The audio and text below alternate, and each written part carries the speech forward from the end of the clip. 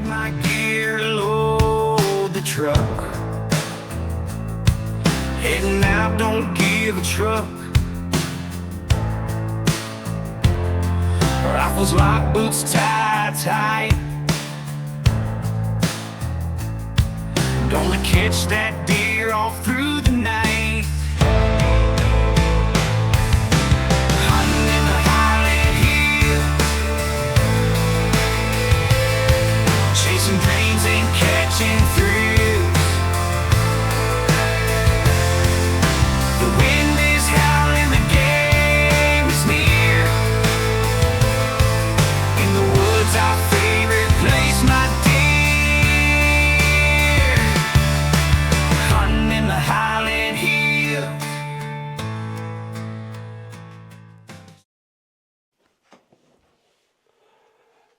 Good evening, this is Davey T from Field Sports Scotland, and welcome to another FSS Chat Back. God, I'm tongue twisted already and I haven't even started the podcast properly.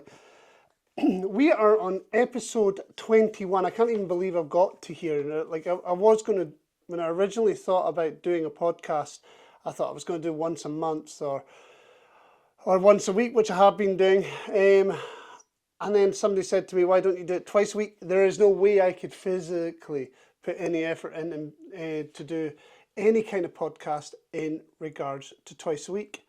So as you know, this podcast is about hunting related stuff, shooting related stuff, as well as ecology, deer management, any news that's happening on the outside, outdoors kind of field things.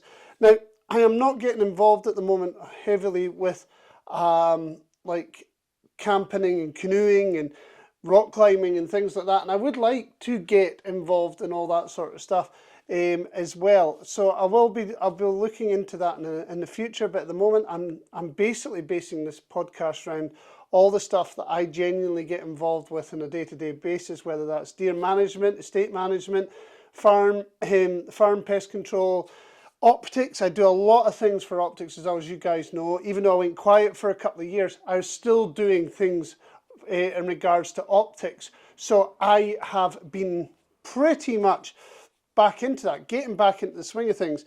I announced the news last week that just a couple of days after I did the final review on the 3 to 12 Arkin Zulus, Arkin was bought over by a company called DNT. Now, I've been speaking extensively with in regards to the products that are coming out under the DNT brand. Now, it is mainly digital night vision scopes and thermal. They're coming out with a new multi-spectral model called the TNC. It's supposed to boast what you get from the Zulus, plus with an added bonus of having thermal in there as well. So you get your LRF, you get your amazing day vision, amazing night vision, you're getting your V-Cell IR, which is fantastic, and you are getting thermal all in the same prism style unit, and it's going to be in a compact design like your Zulus. So that is really exciting when that comes. I'm hoping to get my hands on one. This should be around about September, but what the most exciting part about this is that it seems like the price point for this unit that has everything involved in it is going to be under £1,000. We're talking like £999. I know it's only like £1 under £1,000. I don't know why they always do that. Why don't they just round it up? But apparently it's good psychological marketing that you are saving £1 under the £1,000. However, it is still fantastic when you can look at the competitors in the same market. You will still be looking at a price close to £2,000 to £3,000 for similar style products. So the Chinese market is coming out very, very strong with the likes of Hick Micro. Hick Micro are coming out with some amazing products. DNT, which was formerly Arkin Optics, and I'm hearing secrets. I'm hearing secrets when it comes to DNT as well in their day scope markets. I'm not going to let anything go. But we all know that Arkin brought out quite a few day scopes that were high-end day scopes used for and designed for the precision rifle series and precision marksman shooting. and they, well, pretty much they were like £600-700. In America, they were $600-700. Similar kind of prices, but if you look at the exchange, it would have been probably cheaper to buy it in America than what it would be here. However, that is down to import costs. But genuinely, for that kind of optic to be used like as in a day scope, you're still talking way cheaper than its competitors. Even like the Zeiss V4, like I've got one here. For you guys that are watching on YouTube and not listening on my podcast, I have Zeiss V4 here now. I've done a review on this. I bought one of these ages ago. Now, when I bought this, the Zeiss V4 went on a special, and I did a big review. It sold tons for Zeiss. And they were like around about £500. Now these scopes, these scopes with the cap turret on the side, side parallax. This one is, if I remember correctly, is a 60-24 by 50, and it is a phenomenal daytime scope. I love this scope. I use it quite regularly. There is one big flaw: second focal plane. And I also have a V6, which is a better scope, but that has one big flaw: its second focal plane. And this is the problem with Zeiss and all that, to try and to stay on that entry-level market, was that they brought most of their scopes into a second focal plane instead of a first focal plane.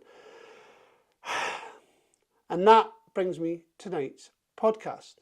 We are going to talk about what would be suitable as a hunting scope, day scope. We're going to move away from the night vision digital market, and we're going to talk about what would be the ideal hunting scope. And I've spoke to a few people that I trust, people I care about, people who are professional shooters, professional hunters, and deer stalkers and whatever. So I've kind of did a bit of research on what people would expect in regards to a hunting scope. Now, it's pretty awesome, to be honest, how we're going to go about this, because I have knocked down all the criterias, went through all the periods where what we need, what we don't need, that sort of stuff. So I put lots of research in it. Anyway, before we start that, what have I been up to this week? Well, I have been pretty much, like every week, doing my deer management stuff. Shot a couple of sika, shot a roe deer. I have been pretty much trying to organise myself from the night season starting in 4 weeks. I am now able to get access to the moor because of the fact that we now, it's getting to that point where there's no ground nesting birds, so we're being able to work on the moor a little bit, which is quite good. And genuinely, I am pretty much just getting in the swing of being out at night all the time, every night of the week now, because considering, so what I've been doing is I've kind of been starting at 4 o'clock in the afternoon, stalking till first light, going and doing pest control, stalking till last light, going and do pest control on the farms, get something to eat, then come back, and then working from first light straight through till around about 7 o'clock or 8 o'clock in the morning, then coming home.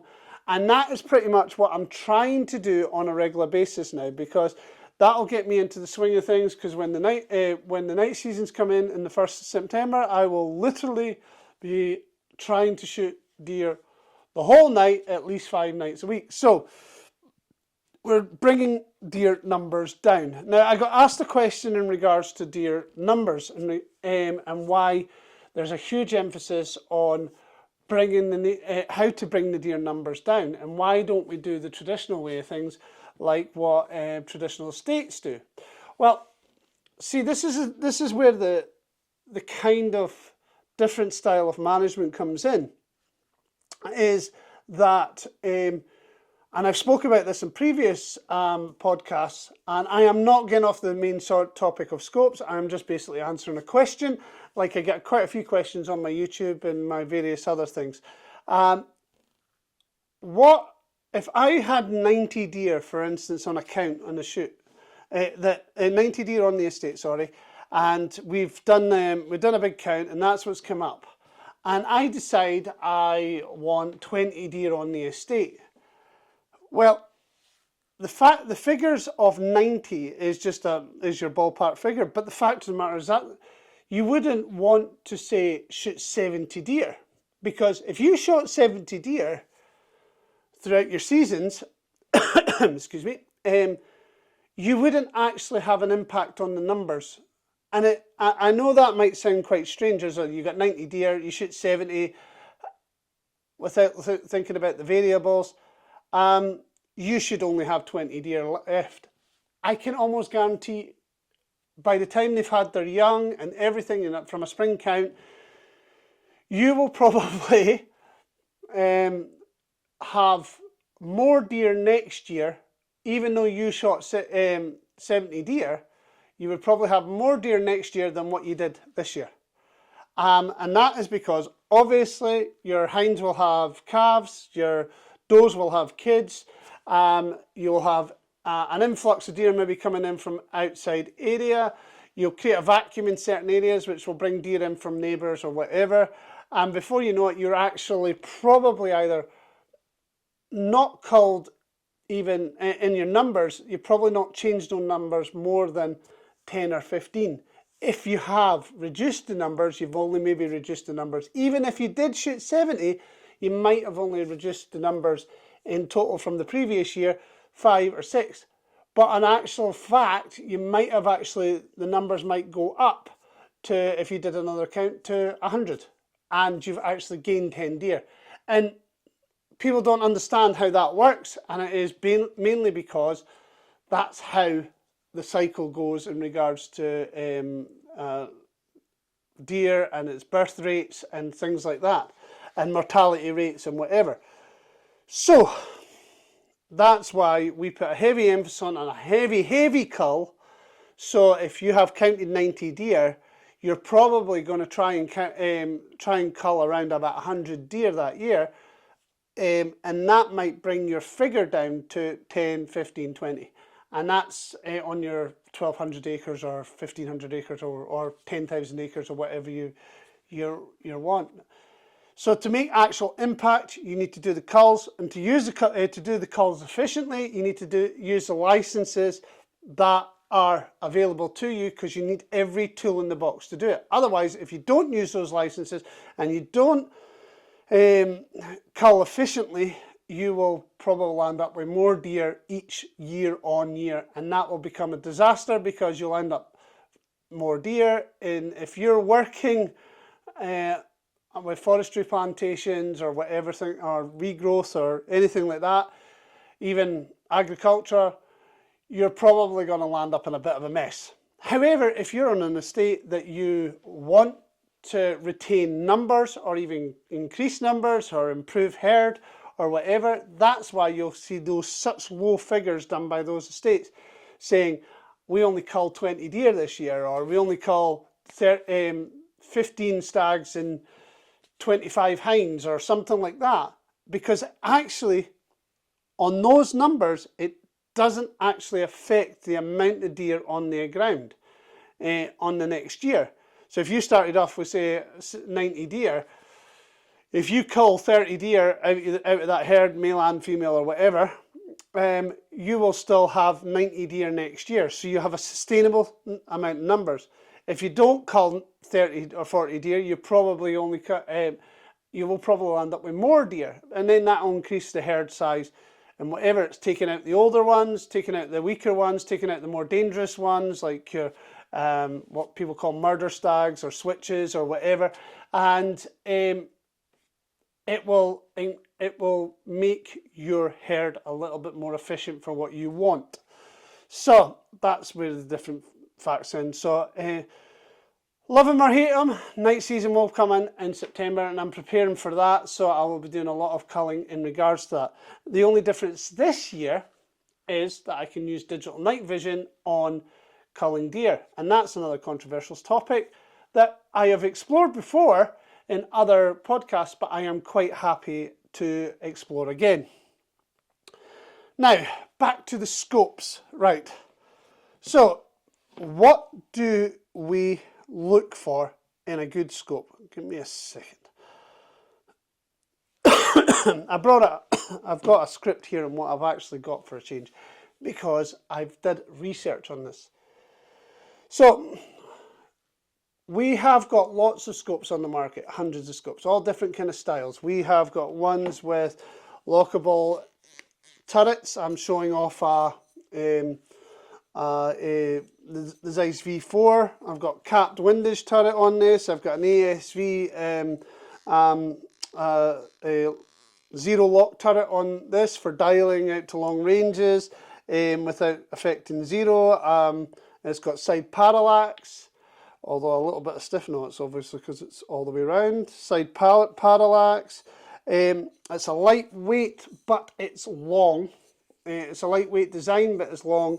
And this is a Zeiss V4. And I find this really, really good in regards to situations in the wood. Now, magnification is for zeroing and for any kind of target stuff at 24 is actually fantastic, but I rarely ever use this scope past 12 or 15 when I'm out and hunting. In fact, I zoom almost back to 6 when I'm in the woods, just so I have that field of view. Now, you want a kind of standard field of view, so let's go through the list. So what does it mean to have a second focal plane? Well, it means that on a second focal plane, your reticle size doesn't change when you're zooming in and out. Now that's good for some people, but when it comes to working out your bullet drop using your reticle, if you're at 6 power, your target at 300 yards might be close to the center of the crosshair. The more you zoom out, say up with this scope, up to 24 power, your bullet drop on that reticle will change. So the closer you zoom into that, the position of your holdover will change on each cycle of you zooming in and zooming out. First focal plane, however, is your reticle will change with your magnification.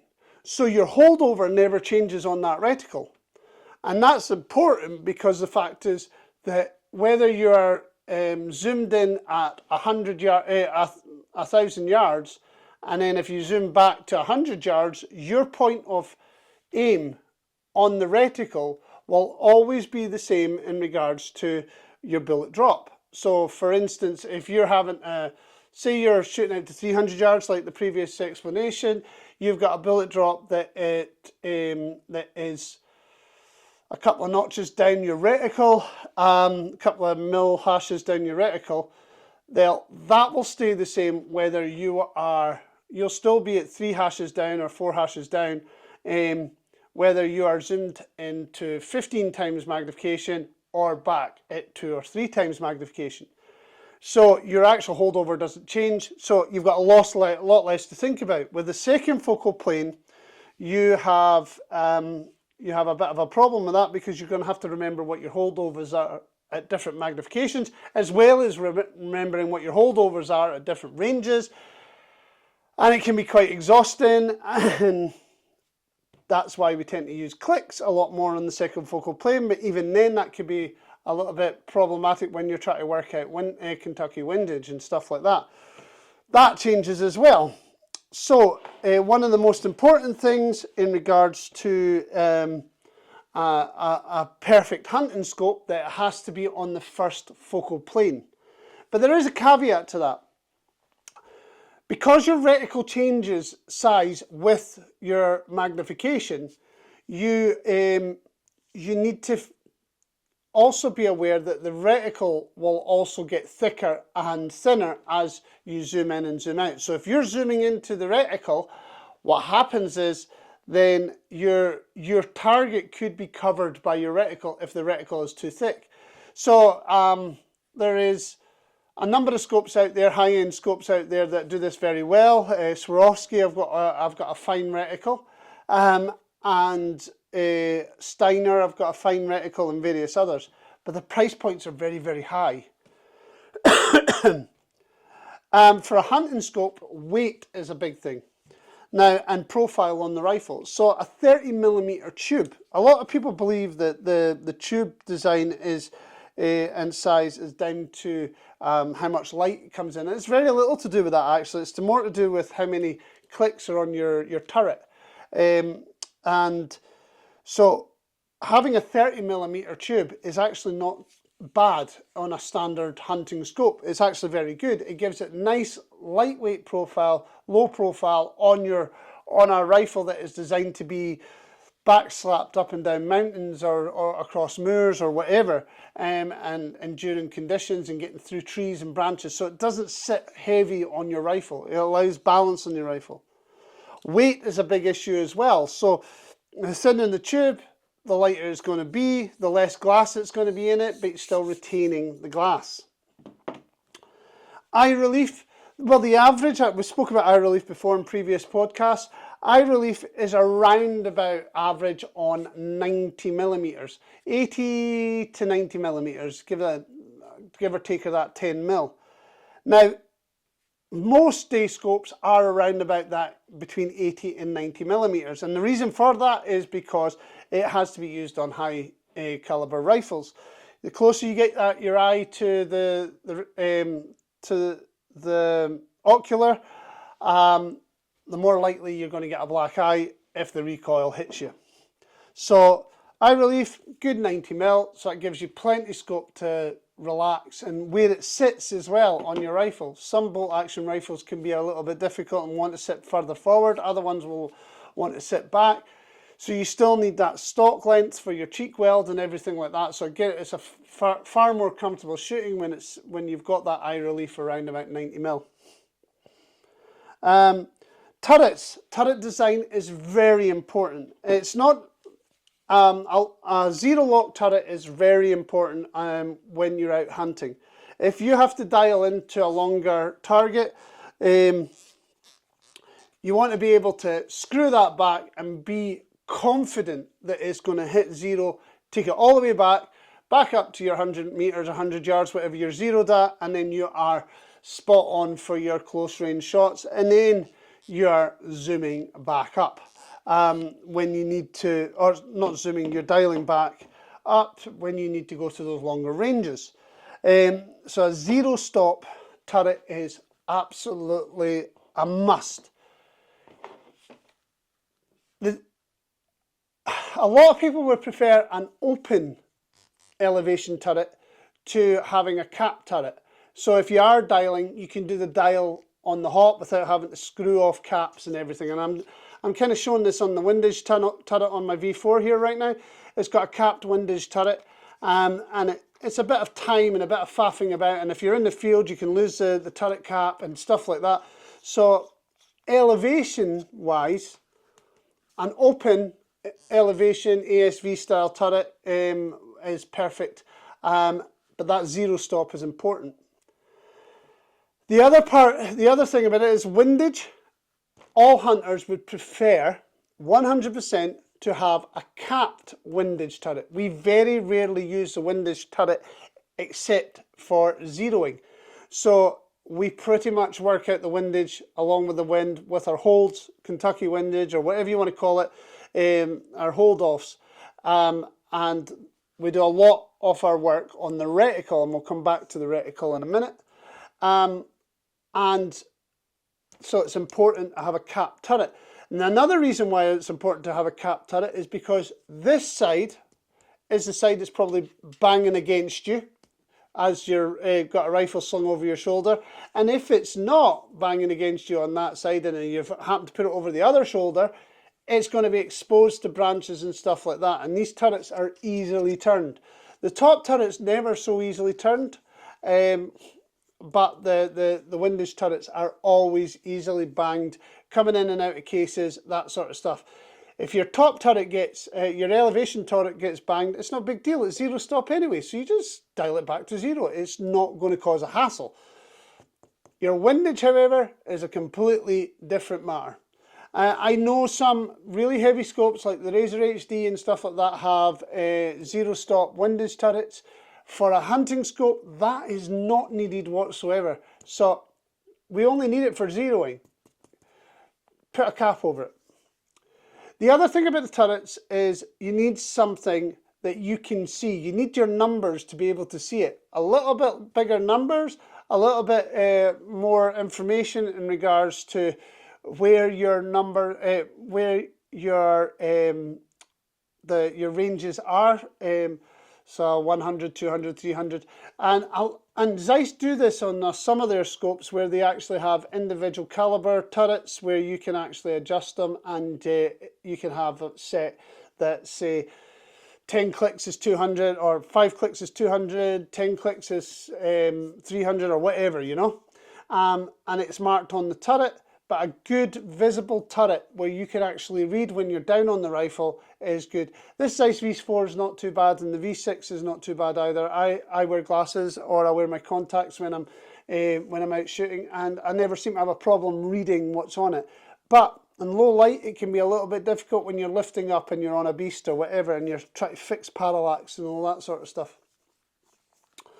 What else do we need in regards to turrets?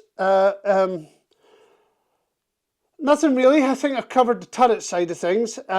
We are looking at the reticle. Now, a lot of guys and girls I've spoke to in regards to a perfect hunting scope, they're talking about mil hash reticles. So that's, instead of having mil dots down your reticle, it's kind of little hash marks. So it'll have a 1 mil will be a longer a half mil would be a short dash. A 1 mil will be a long dash, and it'll go on working its way down.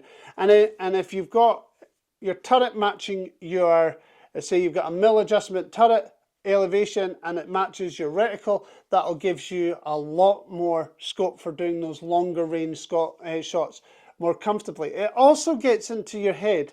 If it's first focal plane, it also gets into your head that the data that you need is knowing that your first hash, or the first small hash, is 100 yards, or is 200 yards or 150 yards, and your second hash is 220 yards, and your third hash, and so on. You'll get to know where your hashes are, where your holdovers are on your hashes, and you can make a mental note of that. And most hunters in the UK anyway won't shoot past 250 yards, and they will easily remember where their holdovers are at certain ranges, and that is a big deal.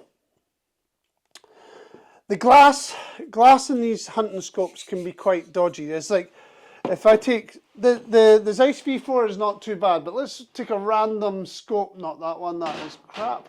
Let's take this. This is a 25mm tube, and it's a Hawk, right? I have, on one of these scopes, on these Hawk scopes, your glass retention is around about 70 to 80%. Sorry, your light transmission glass, light transmission is around about 70 to 80%, which means coming dusk and coming that little bit darker periods, the glass isn't that great, the coatings on it are not that great, so you can't get the optimum vision through the glass at, say, low light. Where if you've got a scope that is a minimum of 90%, the Zeiss V4 and the V6 is 92%, the V8 is 96%, sorry, it is also 92%, the Zeiss HT, for instance, is 96%, you can literally get that extra 15-20 minutes into the night, into your shooting day, and we can hunt right out to an hour past sunset, and people who do hunt will know that light does drop fast. And I've seen being able to see better through my scope, like on the V4 or the V6, better than what I can see with my own eyes, because that light retention. Now, that takes another point in regards to the light retention. The light retention has got to do with the objective lens. Now, there's been a great fashion for bigger objective lens because of that light transmission. So a lot of guys and girls, when they're out there, they're out hunting, they're looking for the 56 mil objective lens.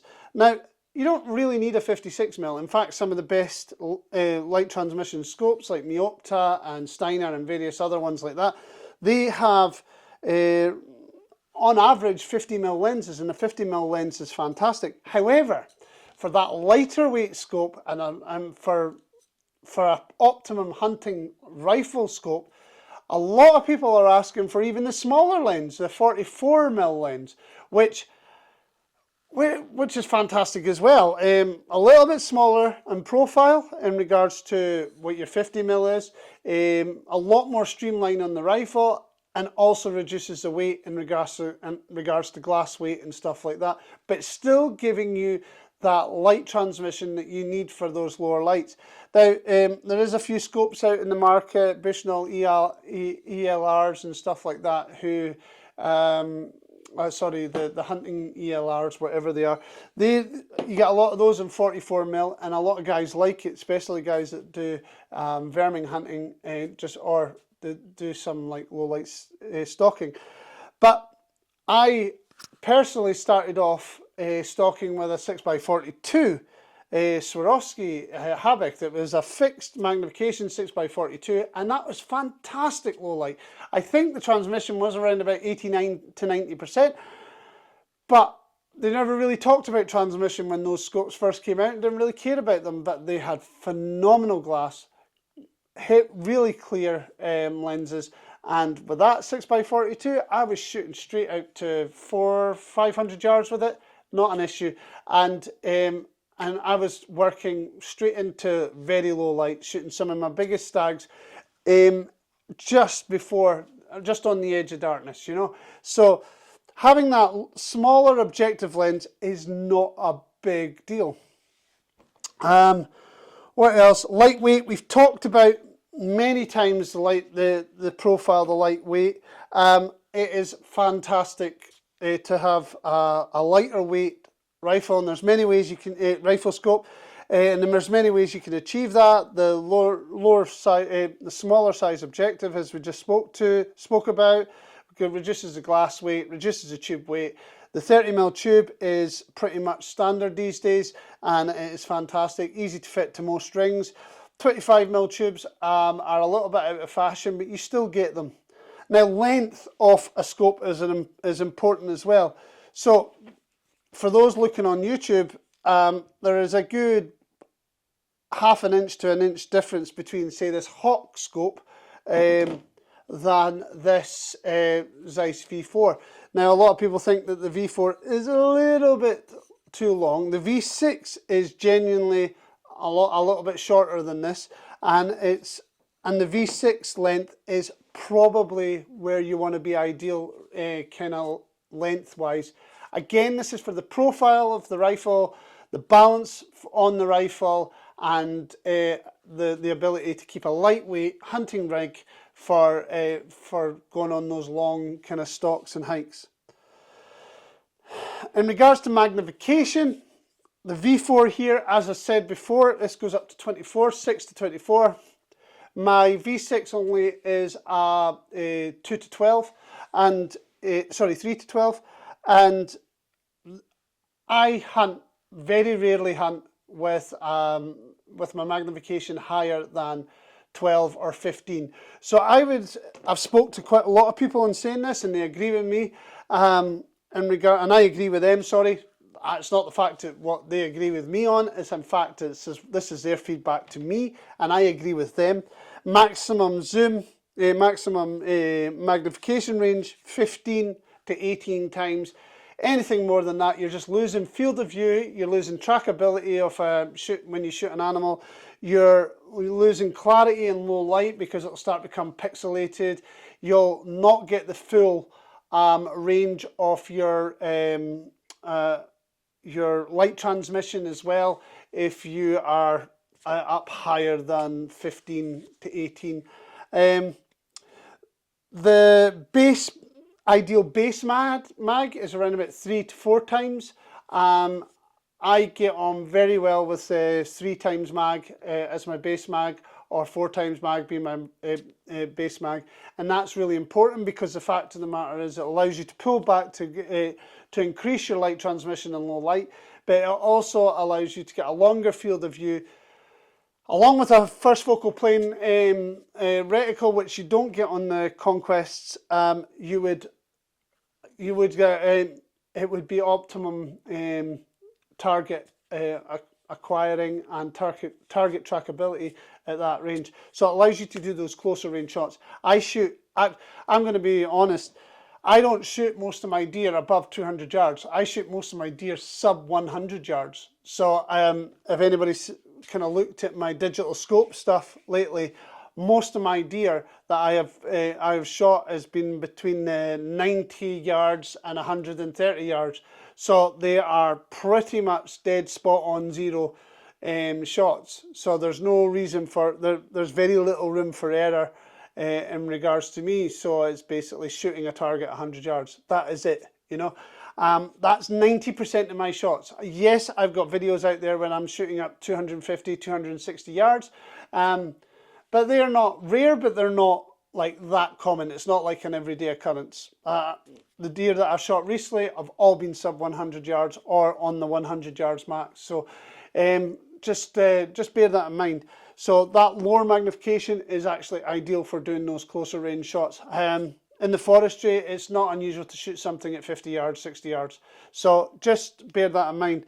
Don't go out there and think you need a 6-36 scope to go deer stalking, because you don't. In fact, it would be a waste of, you'd be throwing your money down the tube, because you would not be using half of the magnification most of the time, or half of the facilities that are on that scope. You need to make your scope as basic as possible for you, and obviously as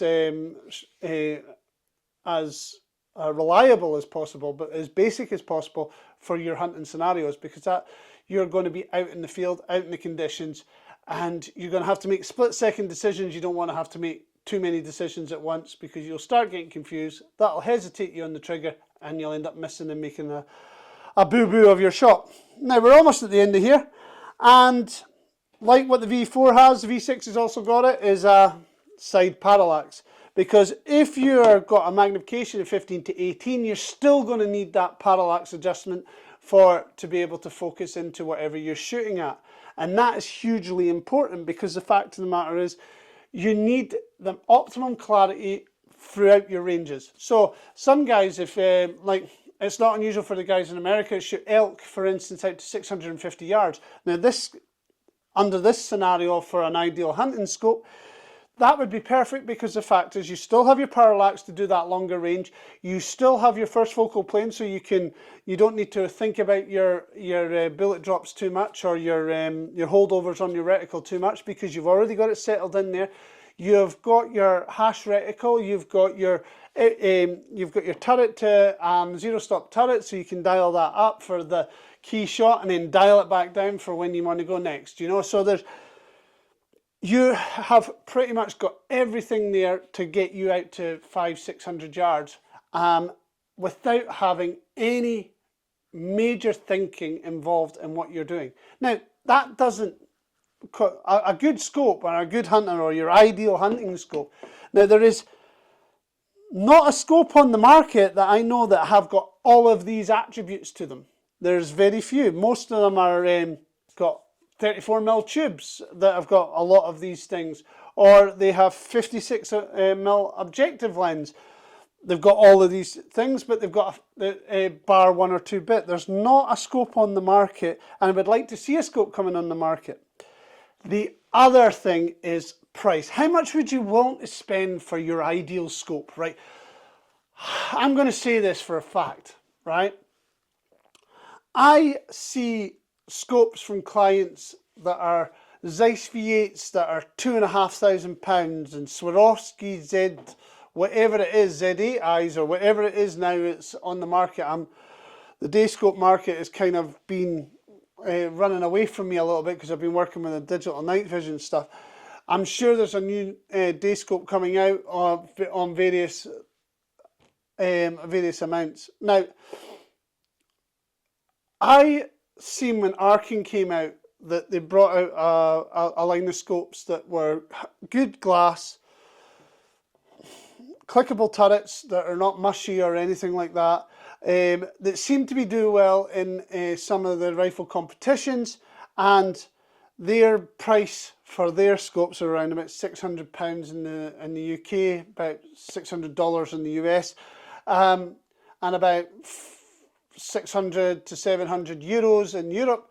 And I'm seeing these scopes are doing very well. Now, there's no reason why you couldn't get all of this facilities in a scope that's under £1,000, and that's not unreasonable to ask that now, because the days of glass being so expensive to make, the tubes being so expensive to make, the dials, this is not all new technology. This is like, it's old technology now. We know about the coatings. We can't make them any better. In fact, the ones that have made it better, like Smith & Bender, have a couple of very high-end scopes. Polar scopes comes to mind, where they're up to the 96% transmission. Zeiss have got their HT models, which are very high up in the 96. You go above those light transmissions, it actually is it's actually detrimental to the scope and the image that you're getting. So in regards to scopes, so we'll run through the 11 things that I've got. First, focal plane, a must. 30mm tube maximum. Don't need 34 or 36 mils like you've got in the V8s. The 30mm is ideal. Mount it on anything, any kind of rings to go with it, a good set of tier 1s or whatever, and away you go. There's no thought in it. Eye relief between 85 and 90mm. That's what I've got down here. That's important because then you can put it on any caliber. So you can take the scope of the 223, for instance, and put it on the 270, and it's still going to work the same. Excuse me. Open elevation turret with zero stock. Went through all that. That's a must. Closed capped windage turret. We don't need to dial our windage turret when we're out shooting. That's for the target guys. That's for your precision guys. These guys are sitting in a more controlled atmosphere where they're not having to worry about turrets being moved and it getting moved in and out of cases and bags and in and out your gun cabinet all the time. These guys, yeah, give them the 34, 36mm tubes. Give them the open windage and elevation turrets. Right? So a capped windage turret. Mil hash reticle. Easy enough, easy to see, no matter what your eyesight is, great to see, you know. Just another thing to add to the first focal plane, reticle needs to be able to be used at different zooms, different magnifications, so you're not covering your target when you're in full mag, for instance. Where are we? Lightweight, we've discussed that many times. There are many ways of doing that. If you put all this scope together and the way it's going to be in regards to length and stuff like that, you are going to reduce the weight of the scope, but you're still going to keep that light transmission in your glass, which is, and your glass coatings are still going to work with that. Maximum magnification, 15 to 18 times. More likely the 15 other than the 18, but the 18 times good for when you want a zero and stuff like that. So 15 to 18 times. Along with that, your side parallax, base mag, 3 to 4 times magnification. Again, ideal for target acquisition, field of view, low light, that sort of stuff. The only one thing I've got to add to that is an illuminated reticle. Now, we're not talking about those old style cheap scopes where the full reticle is illuminated into red, green, purple, orange, or whatever you want to put it on, like what is on a digital scope. What we are talking about is a center dot, like you get in the V6 actually, where you can increase the brightness of that dot or reduce the brightness of the dot depending on what you're shooting at. So if you have got an FFP, a first focal plane scope, when you zoom in, you can take the brightness down on that illuminated reticle that is a center dot, and you can use that to shoot your target instead of having a full lit up reticle, your eye all lit up, ruining whatever kind of vision that you've got, and finding it hard to actually see where your adjustments are in that. So a little kind of red dot in the middle, which you can, like what you can on the V6, intensify the light. That would be ideal. So I think we are pretty much there in regards to the podcast. I've went through quite a lot in regards to the scopes, what to look for, what the ideal scope would be if you can find something like that. Guys, if you do come across something that's got all of these that is under £1,000, put it in the comments, put links in the comments. God, I want to know, because actually I haven't come across one. There's a few that have come close to, but they're missing one or two bits of this, you know. And is there such a thing as the perfect scope? Well, that's subjective, isn't it? That is up to the individual. What is perfect for you? The one thing I am going to add to all of this, and this is the biggest important thing on it, is that when you're purchasing a scope, purchase to your budget. Because I know plenty of guys out there that used to have the belief that the scope should be worth more than the rifle. Well, I'm sorry, I don't believe that. I don't believe that either one should be hugely expensive, especially in this day and market, when day and age when everybody's kind of struggling for money anyway. I don't think the big names like Swarovski, Schmidt and Bender, and I've spoke to experts on this too, can warrant the prices that they're asking. And they are very aware of this. They are very aware that the market is demanding cheaper prices, but still having good quality. So we'll see how that scope market is going to go. I know quite a few of the big names are kind of a bit worried at the moment, because the digital scope market is kind of taking over, even in regards to day shooting and deer stalking and stuff like that. So just watch the space. Thank you for listening to another podcast. Next week I will probably talk about Moy Game Fair, because that's on this weekend, and I am going to take at least one day and have a wander around. I'll also talk about what to expect in the future. I've got a few things. I've got a couple of guests that are interested coming on. Just trying to find the balance of times and getting people on. So if I can get a guest before then, I'll fire up a podcast. The one good thing, I had something in my head I was going to talk about, but it's not important. I'll add it in next week if I remember what it is. We will be kind of putting out prizes and stuff soon. I have said that. I'm just trying to source all the stuff just now. Once I've done that, YouTube is really picking up, so thank you again for everybody. Please like and subscribe. So getting the subscribers is the most important part for me right now. I just want more and more listeners. I want more and more engagement. Anyway, taking up enough of your time this week. Happy hunting. Have a good one. Stay safe. Good night.